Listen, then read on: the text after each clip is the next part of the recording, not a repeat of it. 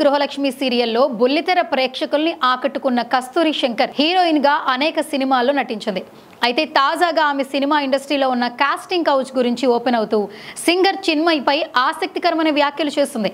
మీటూ casting couch పేరేదైనా పడక సుఖం కోసం మన ఇండస్ట్రీ రసిక రాజులు అవకాశాల పేరుతో ఆడవాళ్ళని లొంగ తీసుకోవడానికి ఎంతకైనా తెగిస్తుంటారు. కొందరు అడగ్గానే గుట్టు చప్పుడు కాకుండా లొంగిపోతుంటారు. ఇంకొందరు వాళ్ళు పెట్టి టార్చర్ భరించలేక ఇండస్ట్రీ నుంచి బయటకు వచ్చేస్తుంటారు. మరికొందరైతే సింగర్ చిన్మయిలా ఎదురు తిరుగుతుంటారు. టాలీవుడ్ లో కూడా తమని అవకాశాల పేరుతో వాడుకున్నారంటూ చాలా మంది అమ్మాయిలు బయటకు వచ్చారు. అయితే 4 గోడల మధ్య జరిగిన పాడు పనికి ఆధారాలేముంటాయి అని చాలా మంది నటీమణులు గుట్టు చప్పుడు కాకుండా వారి కామానికి బలి అవుతూ వస్తున్నారు. మరికొందరైతే కావాలని ఎదురెళ్ళి మరి మీకేం కావాలో మీరు తీసుకోండి, మాకేం కావాలో అది ఇవ్వండి అని ఓపెన్ ఆఫర్లు ఇచ్చేవాళ్ళు ఉన్నారు ఇండస్ట్రీలో. అయితే మీటూ ఉద్యమంలో సింగర్ చిన్మయి వాయిస్ ఎక్కువగా వినిపించింది. తమిళ దిగ్గజ రైటర్ వైరముత్తుపై చేసిన లైంగిక ఆరోపణలు ఇండస్ట్రీలో హాట్ టాపిక్ అవుతున్నాయి. ఎవరు ఏమనుకున్నా, తనని ఎన్ని విధాలుగా ఇబ్బందులకు గురి చేసినా కూడా సింగర్ చిన్మయి మాత్రం వెనక్కి తిరగలేదు. తన గొంతును గట్టిగానే వినిపించింది సింగర్ చిన్మయి.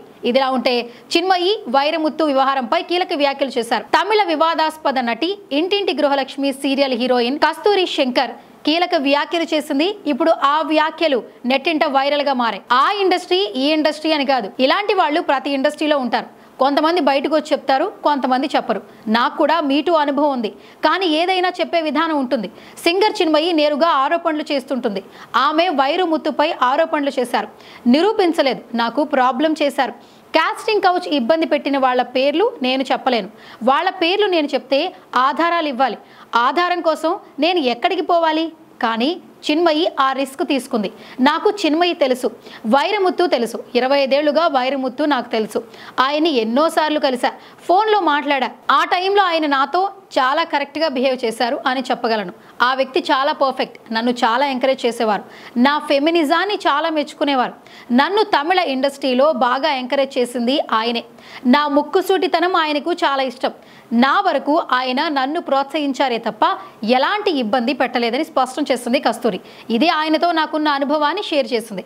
ఇక చిన్మయితో నాకు 20 ఏళ్ల పరిచయం ఉంది. చిన్మయి క్యారెక్టర్ పరంగా చూస్తే అది బంగారు తల్లి, చాలా మంచిది.